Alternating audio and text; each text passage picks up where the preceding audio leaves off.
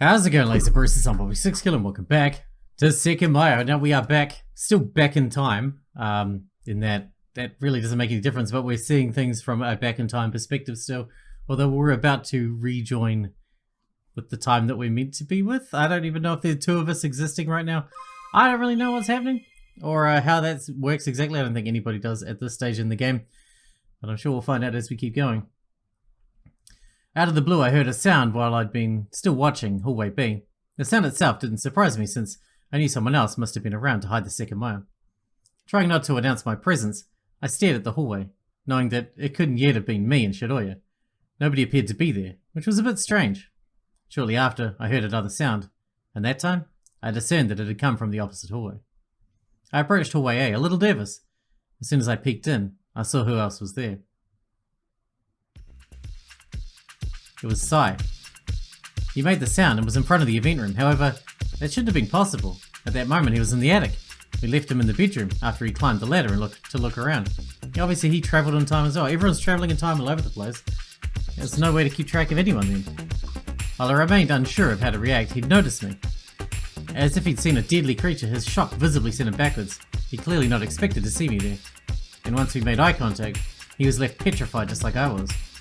I didn't know what his next action would be, so I started to get closer to him. I was half expecting him to run away, but he stood immobile, waiting for me to arrive. Hey Atsuki, how you doing? I quickly noticed it. He was pretending not to know what he was carrying on his hip pack. All's good, trying to get the most out of my imprisonment. What about you? Coincidentally, me too. Does that lead you anywhere? Let's go to the lobby. Huh? Why? I don't know, so we don't freeze the world or something? Shiroya and I were about to arrive. To avoid anything undesirable, we walked to the lobby, even though I didn't elaborate further to Sai. Do you like it better here? Yes, let's not be too loud either. Anyway, where were you gonna bring that? Bring what? What you're hiding there?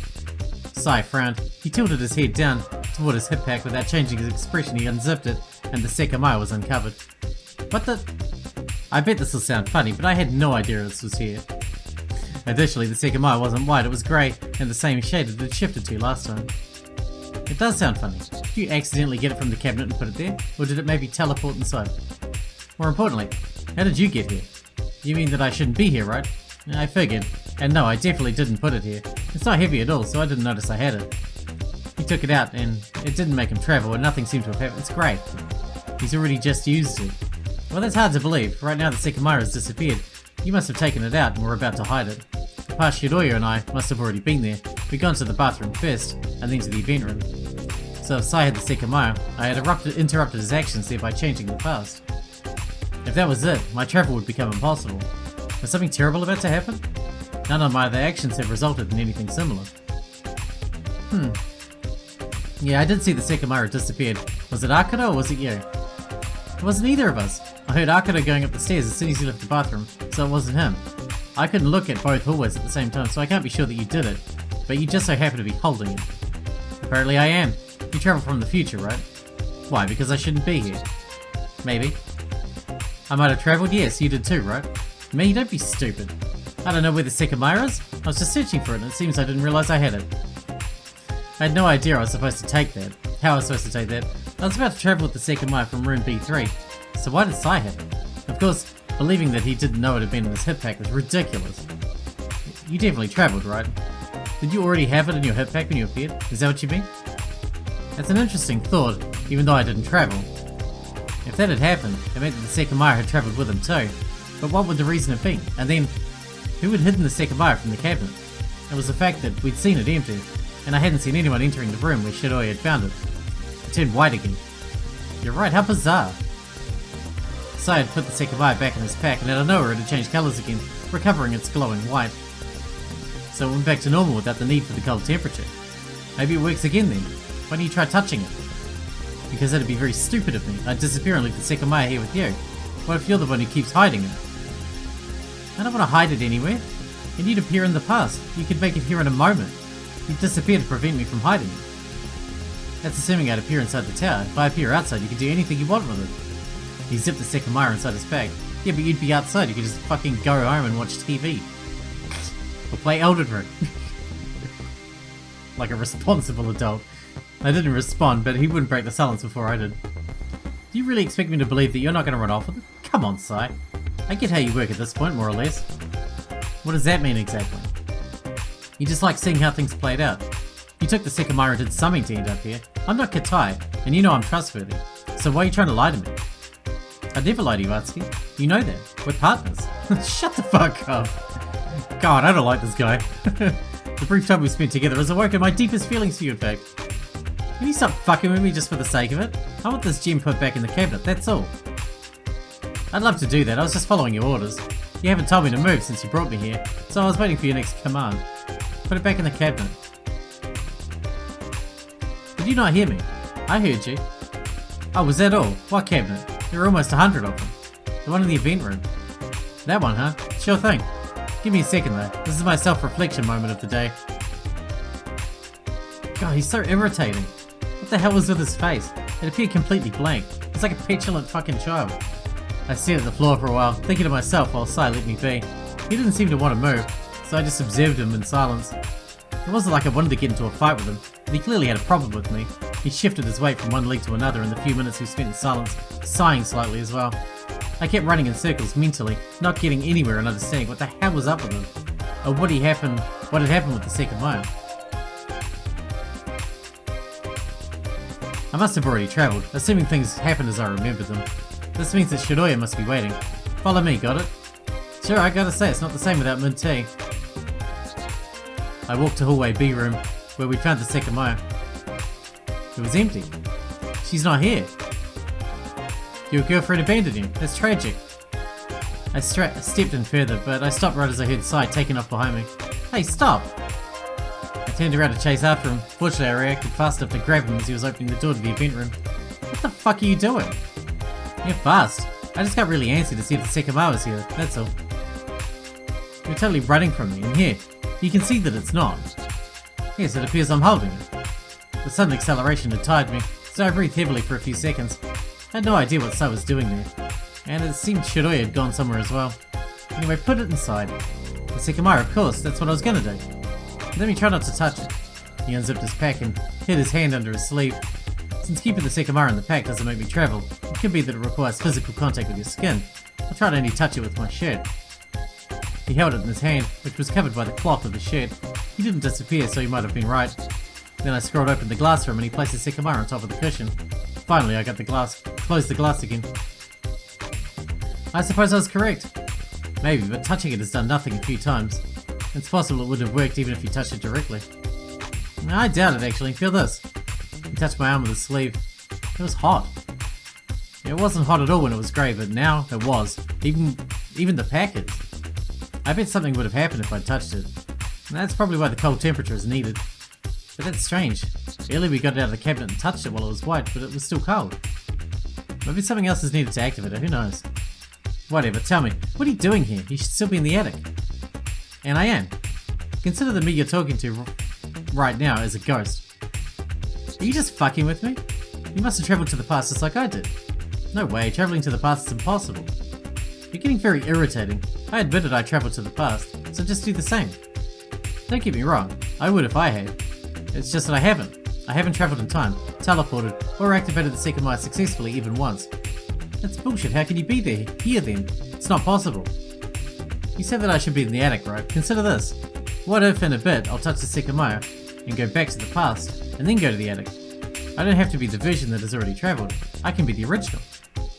So at some point the Sai that was around us changed places with you. Of course not. I was only letting you know that it's not impossible. I'm telling you, just treat me as a ghost you hallucinated. I can't be here, you know, I'm in the attic. Why are you being so stubborn? After Shiroya and I headed downstairs, you must have done so too. Then you travelled to the past, and that's why you're here now. Except that won't happen. You might not believe me, but it's the truth. Then how can you be here? Are you sure I truly am? Am I not a figment of your imagination? No, because you would be so fucking irritating. You're not. I suddenly thought of something I could corner him with. He grabbed Sai's hand. It was definitely corporeal. He was no ghost. Without explaining, I dragged him to the security room. Immediately, I noticed something odd. Sai, did you enter this room?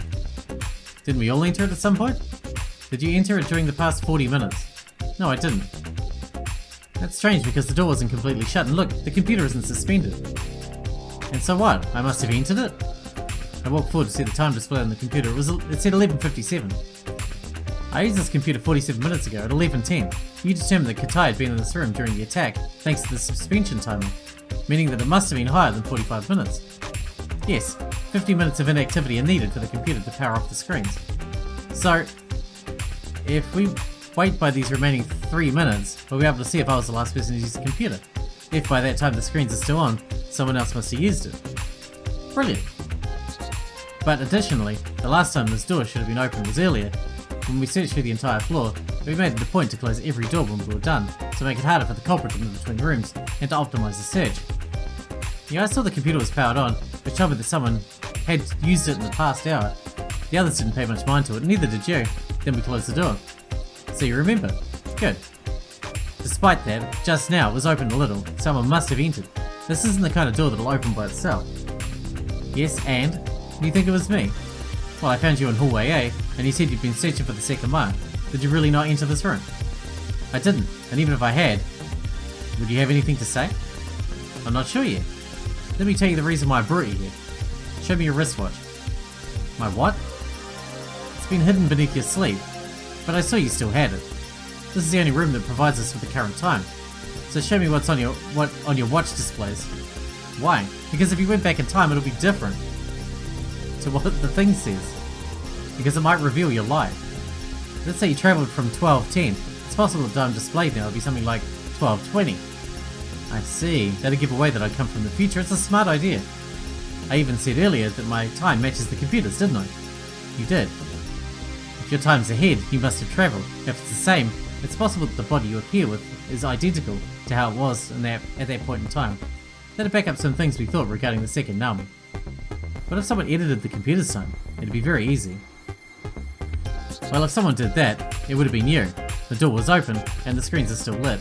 And I checked the time 50 minutes ago, so I guess it could have been modified recently, although technically, you could have changed your wristwatch time instead. I actually don't even know how to do that.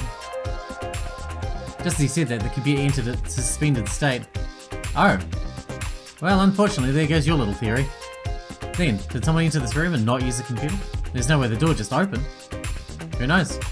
Just show me your watch. My what? Your watch! But I'm watching you right now. Oh, cringe. He clearly had a problem with showing me the time, so I must have been correct. I quickly positioned myself in front of the door so he couldn't escape again. If you don't want to, you can just admit that you travelled. It's not very hard to figure out. After he spent a few more seconds in silence, I decided to act first. I grabbed his arm and looked at the little screen of his watch. What?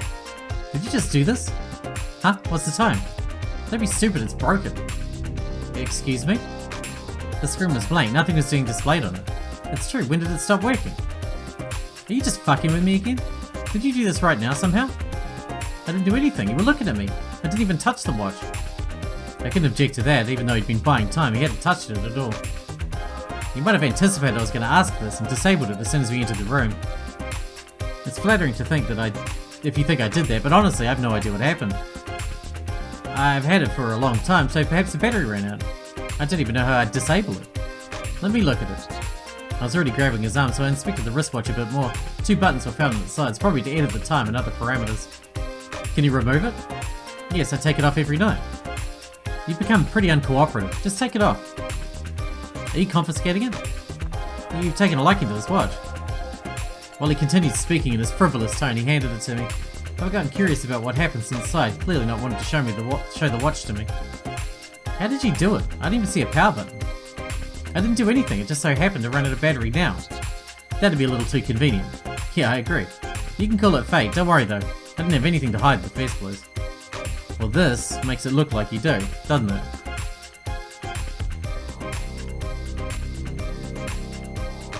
On the back side of the watch, there was a slot for the battery. It took some effort, but I opened it to see a single lithium battery. How long have you had it for? A few years. How many approximately? 7 or 8? Perhaps it would have run out now then, but I'm not sure. Lithium batteries, while being more expensive than most, last a very long time. They outlast most devices, up to decades. Not from my experience. Hey, you're pretty good. In that case, maybe the watch itself broke. Looks perfectly fine to me. Unfortunate then. I'm curious about what happened too. But it might be a bigger mystery than we thought.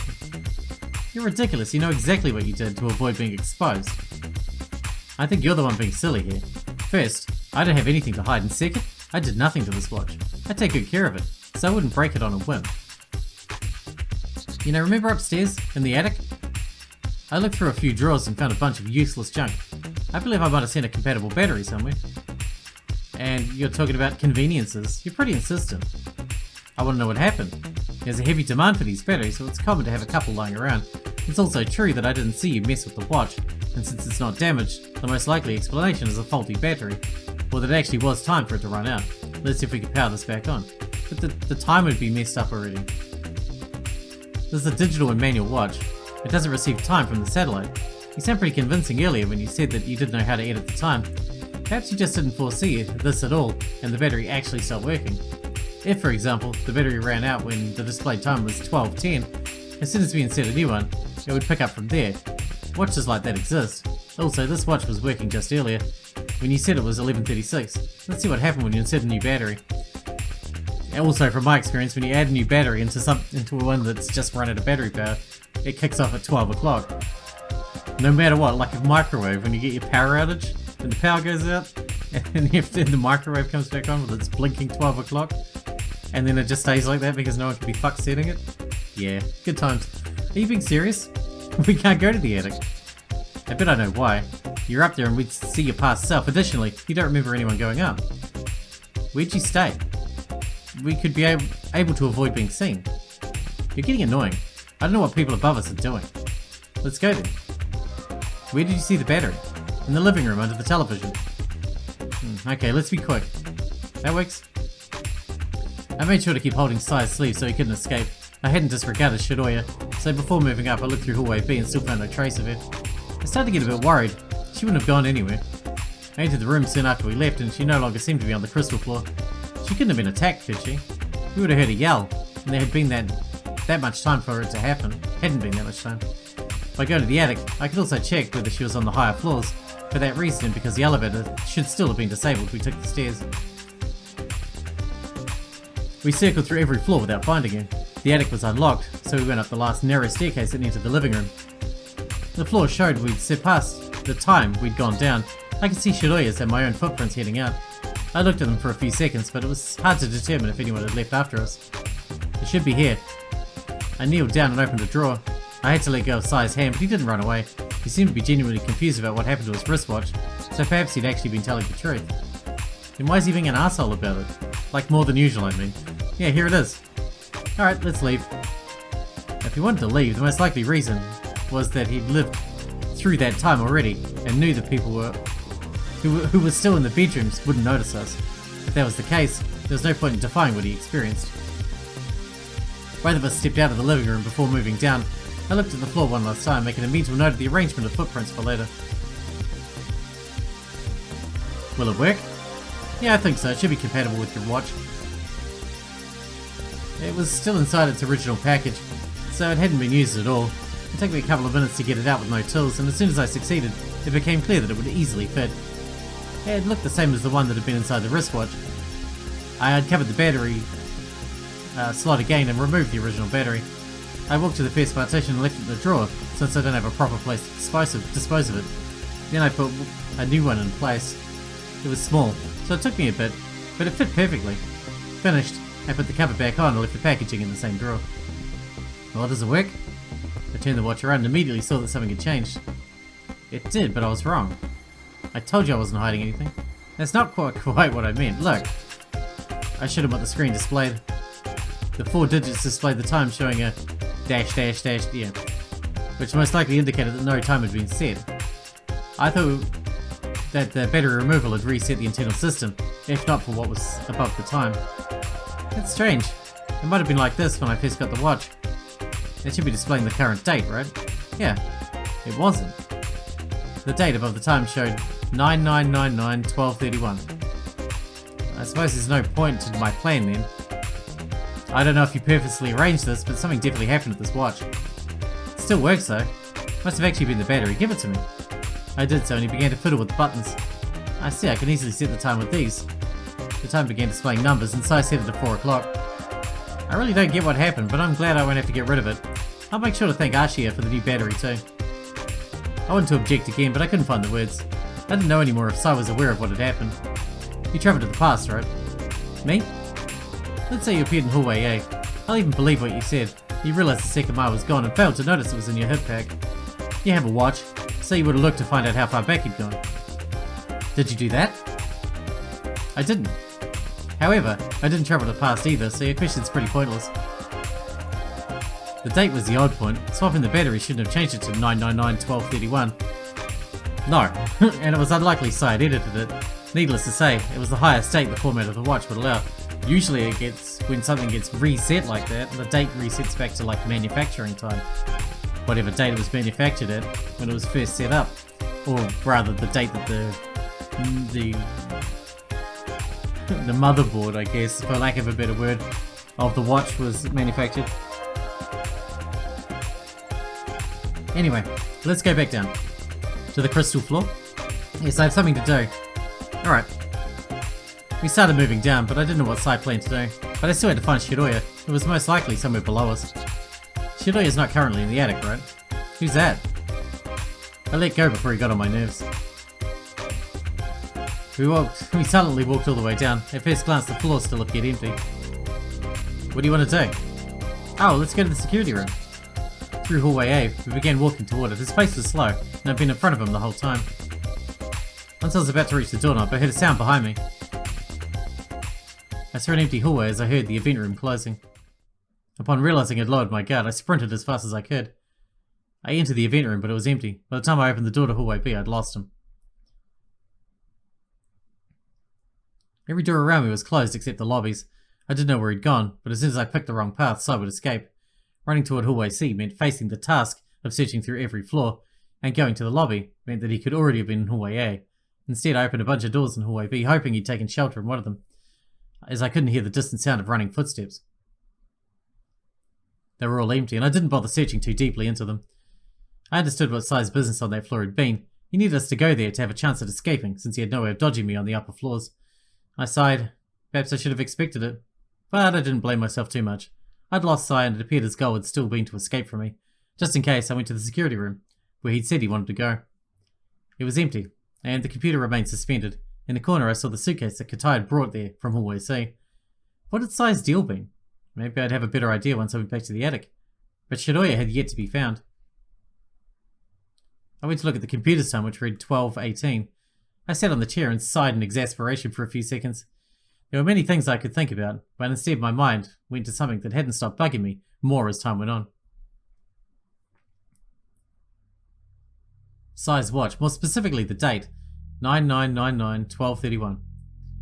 When I found Sai, he should have been in the attic, which means it's very possible he travelled through time in some capacity. Even though he kept denying it, if he did, his watch would have done the same. 9999-1231 hints at that even further. Being the highest date the watch could allow, it could be linked to another common concept related to time travel. Loops. Looping through time, living the same portion of time over and over. I'm jumping to this thought not only because of the date, but also because of the battery had run out before the time it was supposed to. If, for example, the watch in the process was of travelling from 1220 to the past until it reaches the travel point, the time displayed would increase per travel. If that's repeated infinite times, the date would eventually hit its maximum value and stay there. If when I saw the watch, it had repeated the process infinitely, that date could make a bit of sense. Similarly, every few years the battery would run out, so replacing it would allow the time to continue advancing. So if something of the sort was happening, is it a coincidence that I happened to experience a loop in which the battery had to be replaced? There would be times in which the watch would appear functional, and ones in which the date wouldn't have reached the year 9999 yet. All of those would have to reach the same loop point, which goes against the way I thought this worked, because travelling to the past would end up modifying it in different manners. But I suppose it's pointless to think about this because a bunch of contradictions prevent such a thing from having happened. To begin with, if the wristwatch had travelled back insane amounts of time, it would have physically degraded.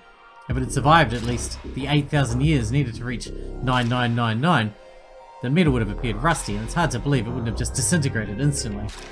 Also, Sai had been the one to bring it back through time, so he'd be older, and he couldn't have existed for the same number of years without dying. That's not necessarily true. Maybe you're not jumping back in time, but moving back to a body in previous time, right? Like how in Zero Escape VLR, they can transport their mind back into a previous version of themselves. So you're traveling in time, effectively with your knowledge, but not physically. Then you wouldn't age, from doing it over and over again. Your mind would, your knowledge would grow exponentially, but you wouldn't age physically, Anyway, we do too many time travel things, We do a lot of that. This would be circumvented if going to the past replicated your past body, but then the watch's date and time would reset after every trip. That's a good point. Fuck. Lastly, this is not how the Sekimeiya works. If you travel 30 minutes to the past, during those 30 minutes, two versions of you exist at the same time, although we've never run into the same another version of ourselves yet. If Sai had travelled with his watch that many times, he'd have created a new copy of himself each travel. This isn't all. Naturally, I'm thinking about this to justify the watch's date, but there's no apparent reason why Sai would travel back to the same spot more than once. Maybe he's just having too much fun, fucking with us and playing detective. And if somehow he could circumvent getting older, it would have been that after the point he travelled from, he couldn't exist anymore. If there's a point in time in which he always travels back, he could never make it past that. Despite that, I'm sure that if I go to the attic right now, I'll see it. The origin of the Sai I was talking to a few minutes ago should give some insight onto what occurred, but I'm not sure to what extent, since he himself seemed unaware of what had happened to his watch. Did the date go up to the year 9999 for no reason? Was it a little malfunction maybe, tied to the battery's loss of power? Seems like a bit of a stretch to treat it as one. The facts are as follows. Sai probably only travelled once, because countless versions of himself didn't exist at the same time. The watch can't be in a regular time loop because the Sekimeiya doesn't work like that, and because the watch would physically degrade before reaching the year 9999. And yet, the date had reached its highest possible value. I really feel that something of significance might be the cause behind it. One last important thing I can take from this is that the watch's status was caused by Sai's travelling to the past, adding that he was surprised to see it disabled, and that it had been working at 11:36. It's possible that he hadn't yet travelled by that time. I also had to keep in mind that Sai must have had a reason to escape from me, and that he'd been doing something before I'd seen him. The battery's power having run out also felt like it was very important, but I couldn't reach any conclusions regarding that. I shifted my focus. I had to find Shiroya, but I'd already looked through the crystal floor twice. Being in front of the computer made me think of the cameras. It was possible that the system had restored, so I tried to see if I could do something with it, and look at where Shiroya and Sai were. I clicked the program with the security camera icon. The text, logged in as Katai Kuichi, was still on the bottom. When I noticed it, I wondered if Katai had left his account logged in to push that anyone could have made use of it.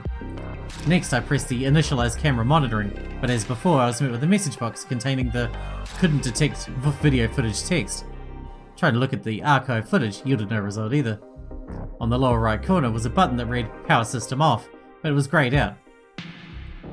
It was a messy and hard to follow interface, so the only thing I recognised was a symbol of a wrench. It was probably the settings menu. I clicked on it, and the panel with many options appeared. One in particular caught my eye. Footage. A new screen appeared upon clicking it, showing the path where the recordings could be found. The set path was B:\archive, which sounded simple enough. In case the program was the cause of the issue, I went ahead and looked for that specific folder. B indicated that it wasn't saved on the main drive. I searched for it, but I couldn't find it. No extra drive appeared to exist whatsoever, so it made sense that the footage wasn't being detected. I kept looking, but to no avail. I performed a thorough search for the word archived, but none of the results interested me. The time had been passing fast, and I didn't want to waste more of it. The computer displayed 12:31. I stood up from the chair. I had to search through the entire floor, but going to the attic for aid might have been a better choice. Although I didn't think Shiroya would hide, searching alone was never ideal. Once I left the room, I was once again met with the cold silence of a desolate floor. The door closing behind me didn't echo as well as it should have, because the smoke cover on the ceiling didn't allow the sound to bounce back properly. Despite that, I still noticed the sound of someone approaching from hallway C. It was Shiroya. As soon as she saw me, she sped up with a concerned face, as if I were her reflection. I reacted the same way. Where were you? Were you okay? Yeah, I'm fine. I've been on this floor for the most part. I was searching for you. I went to the room where you said you'd returned to, but you weren't there. You went there? You just had to wait. No, right as you touched the Sekimeiya, it disappeared too. Those words came as a surprise, so I forced my breathing to remain normal. You travelled too? At the same time? Why did I never see you then?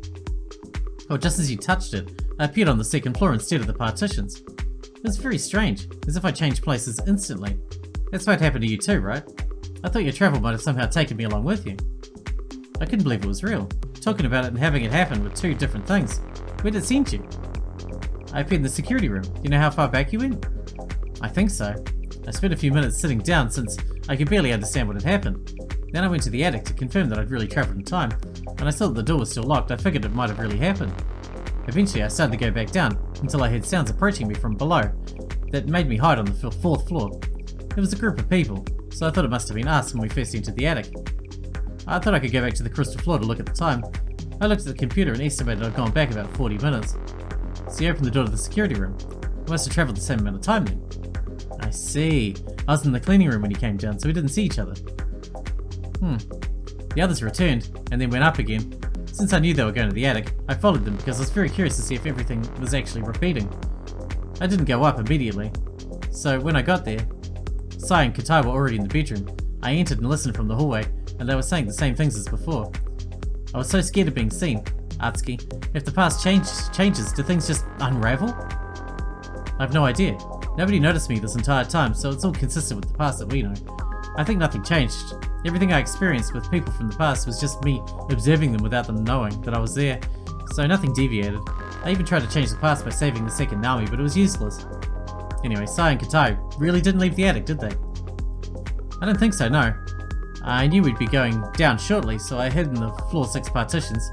I stayed there while avoiding being seen by Akuto as he went up. Then I came here to meet with you, but you weren't in the room. I wasn't. I suppose I must have spent a few minutes with Sai in the lobby, but I thought you'd stay there. With Sai, but he was in the attic. What do you mean? I waited a bit in the room until I got worried something might have gone wrong. I saw the Sekimeiya too. It was still where we left it, but it changed colours to the grey from before.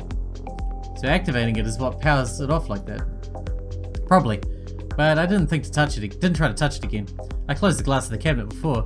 I looked around this floor briefly, and I thought that you might have gone back to the attic.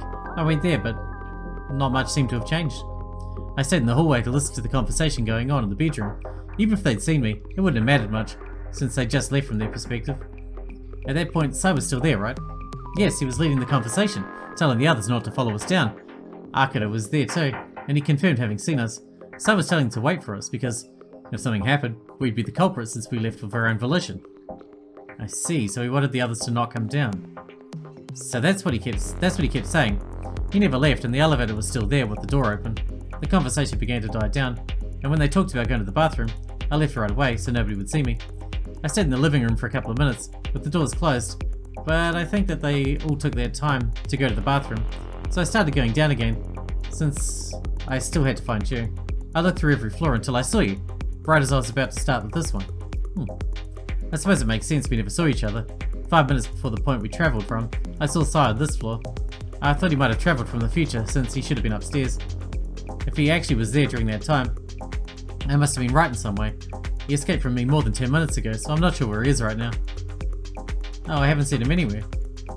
So he didn't go up. Well, I looked inside every partition, so he might have been able to. I don't know what his goal was, but he probably accomplished it by now. Regardless, the most important thing is that you're able to travel without touching the Sekimeiya. Not only that, but he went back the same amount of time. I thought that maybe I'd gone twice as far as my initial travel, but this shouldn't apply anymore since this is your first visit. And our locations were also different, so I'm not sure why I appeared on the 2nd floor. Yeah, it could mean that it chooses random nearby locations, but that might be a bit of a stretch. It would mean that we could keep trying until we appear outside the tower, but that recording didn't seem to indicate that would be possible. Or you could just keep trying until you appear inside a wall and it slices you in half.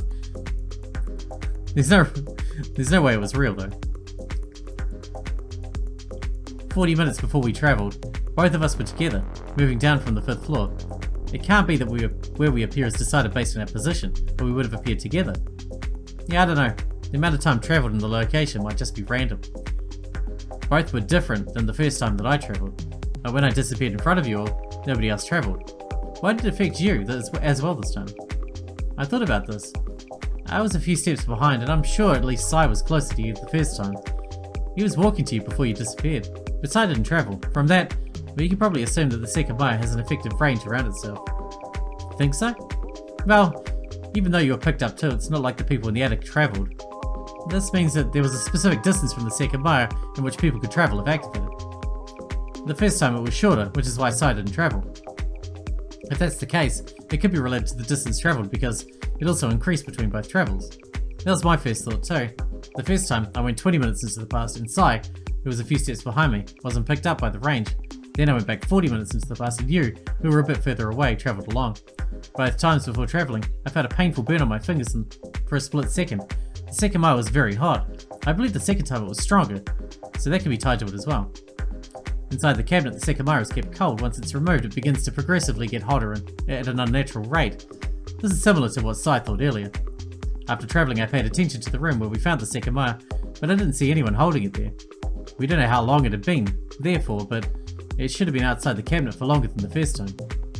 It could be something like that, yeah. The distance travelled, the range around it, and how long it's kept outside the cabinet could all increment slowly as soon as the Sekimeiya is away from a regulated temperature. The place we teleported to seems to be completely unrelated though. Despite everything, I'm not sure if something else is needed, given how we got it out and nothing happened when we touched it sometimes.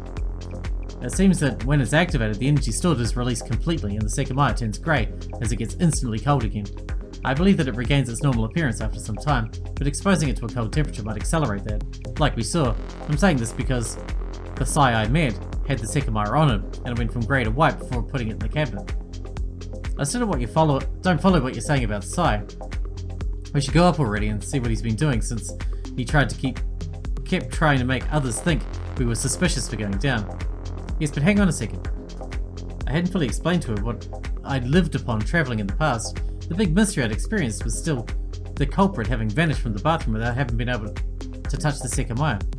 I'd gotten to the conclusion that most likely the bathroom had been completely empty when we seen Naomi's second body. And we just learned of a supposed range. It would let someone travel without the need of touching the Sekimeiya, but they need to be close to it, since at that point the Sekimeiya had been in this cabinet, such a thing couldn't have applied. I was in front of the bathroom when it was locked, so if that was when the culprit disappeared, it would have teleported me as well, alongside the others in the event room, assuming the source was there. After we heard the sound, we first searched the hallway A. During that time, is it possible that someone used the Sekimeiya and the range encompassed the culprit in the bathroom? Given that we still found it inside the cabinet after finding the second Naomi, that doesn't seem possible. But there might have been a way. According to Shiroya, she returned to room B3 and found the Sekimeiya in the cabinet where I'd activated it. And at that point, Sai disabled the Sekimeiya in his hip pack.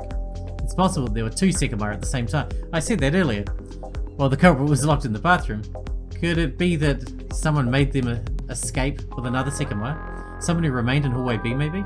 Could it have been achieved from the second floor? And then, did that unknown person and the culprit escape to the past? If so, where the hell have they been all this time?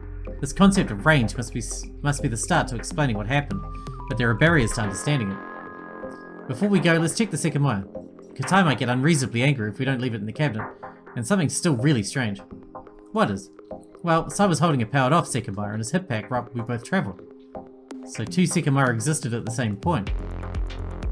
If the past wasn't changed at all, yes, Sai seemed legitimately surprised to see himself holding it, but it's ridiculous to think it was put there without him noticing. Even if he'd somehow travelled from the future holding it, he should have been conscious that he had it. How would you appear holding it though? Doesn't really sound possible, which is why I can't think of anything. However, consider this. Right now, more than one Sekimeiya might exist. Having two, you could bring one to the past. You just need to be holding one while you touch the other. However, this can't be the answer. The second one would have spawned out of nowhere. Alright, with that, we're going to wrap this one up here, because we're out of time for today. But things are starting to progress. Things are starting to happen. People are starting to travel. Sai's being an arsehole. You know, some things change and some things stay the same, I suppose. Anyway, hope you guys enjoyed it. Thanks for watching. Thanks for hanging out with me, and I'll see you in the next one.